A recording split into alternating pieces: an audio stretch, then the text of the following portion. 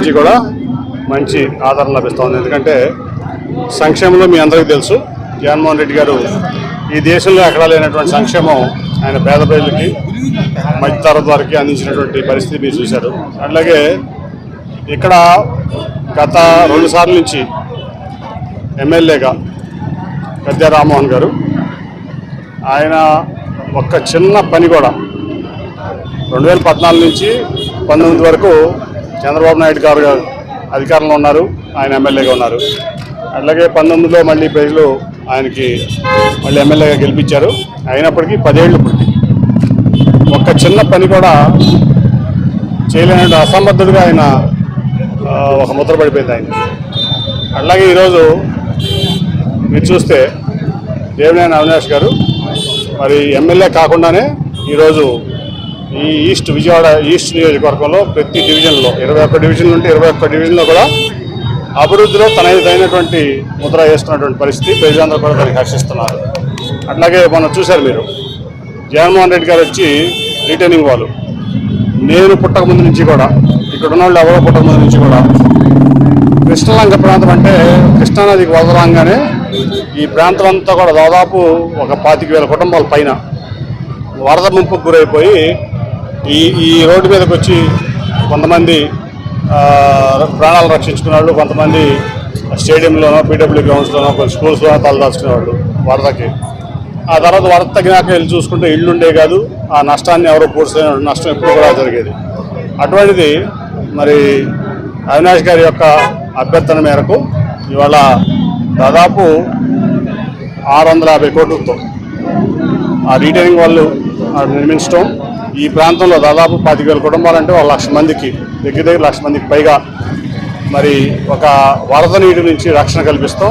మరి జగన్మోహన్ రెడ్డి గారు అట్లాగే ఆ కార్యక్రమాన్ని తీసుకున్నటువంటి అవినాష్ గారు మొత్తం ఈ ప్రాంతం అంతా కూడా ఇవాళ చాలా హ్యాపీగా, ఎంత వరద వచ్చినా కూడా మేము సేఫ్గా ఉంటాము, మాకు వరదతో ప్రమాదం ఉండదు, వరద ముంపు రాదు అని చెప్పి గుండెల మీద చేస్తున్న పరిస్థితి కల్పించింది అవినాష్ గారు. అది చేపించింది పెట్టింది మరి ముఖ్యమంత్రి జగన్మోహన్ రెడ్డి గారు. అట్లాగే అదే కాకుండా ఇవాళ ఇక్కడ ఈ డివిజన్లో 15 డివిజన్లో దాదాపు 20 కోట్లతో ఏదైనా కానీ డెవలప్మెంట్. ఇప్పుడు వెళ్తుంటే ఇంటికి ఇళ్ళకి ఈ కింద వెళ్ళడానికి కూడా నీళ్ళు లేవు. మరి డిప్యూటీ మేయర్ గారు అట్లాగే అవినాష్ గారు కలిసి ఈ ఇంటి ప్రతి ఇంటికి కూడా నీళ్ళ పైప్ లైన్ వేసి మంచి తాగునీటి సదుపాయం ఎన్నో ఏళ్ల తర్వాత కల్పించారు. అట్లా అన్నీ ఎప్పుడు చాలా పెండింగ్ ఉన్నటువంటి పనులన్నీ కూడా ఇవాళ ఒక సమర్థమైన నాయకత్వం ఇచ్చి అవినాష్ పూర్తి చేస్తున్నాడు. నిజంగా అభినందనీయం.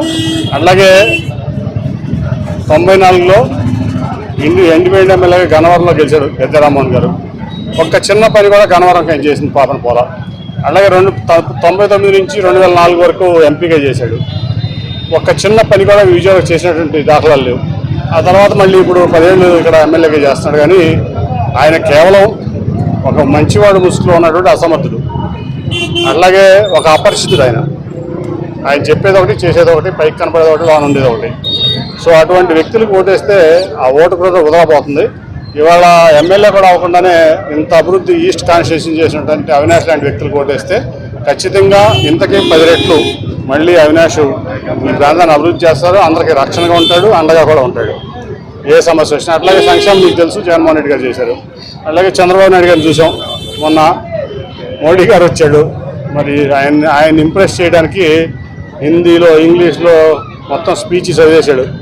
మరి ఆయనకి నాకు తెలిసి ఒక మొక్క హిందీ కూడా రాదు, తెలుగులో రాసుకుని ఇంగ్లీష్లో చదివేశాడు, హిందీలో చదివేశాడు, కొంచెం ఇంగ్లీష్లో చదివేశాడు.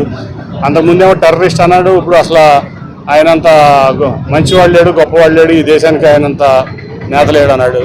అంతకుముందేమో ప్రపంచ దేశాలు మోడీ గారిని అసహించుకుంటున్నా అన్నాడు, ప్రపంచానికే మోడీ గారు ఆదర్శం అన్నాడు.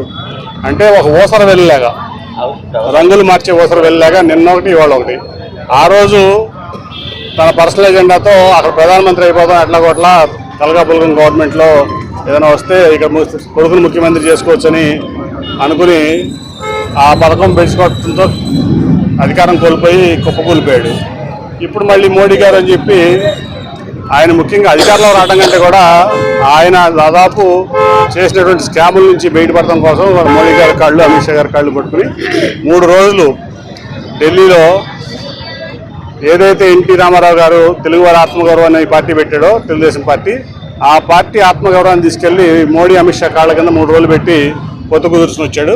మళ్ళీ ఇవాళ ఇటు పవన్ కళ్యాణ్ని మోసం చేస్తున్నాడు, అటు బీజేపీని మోసం చేస్తాడు. ఒక పచ్చి మోసగాడు చంద్రబాబు నాయుడు. ఆయన వల్ల ఈ రాష్ట్రానికి ఉపయోగం లేదు, ఇక్కడ ప్రజలకి ఉపయోగం లేదు. కాబట్టి మైనారిటీ సోదరులు కానీ అందరూ గుర్తుంచుకోవాల్సింది ఏంటంటే మళ్ళీ ఇక్కడ జగన్మోహన్ రెడ్డి గారు రావాలి.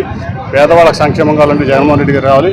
ఇవాళ ముఖ్యంగా ఏంటంటే పిల్లలకి చదువు, దాని మీద దృష్టి పెట్టినటువంటి జగన్మోహన్ రెడ్డి గారు, అట్లాగే పేదలకు వైద్యం. Please subscribe .news.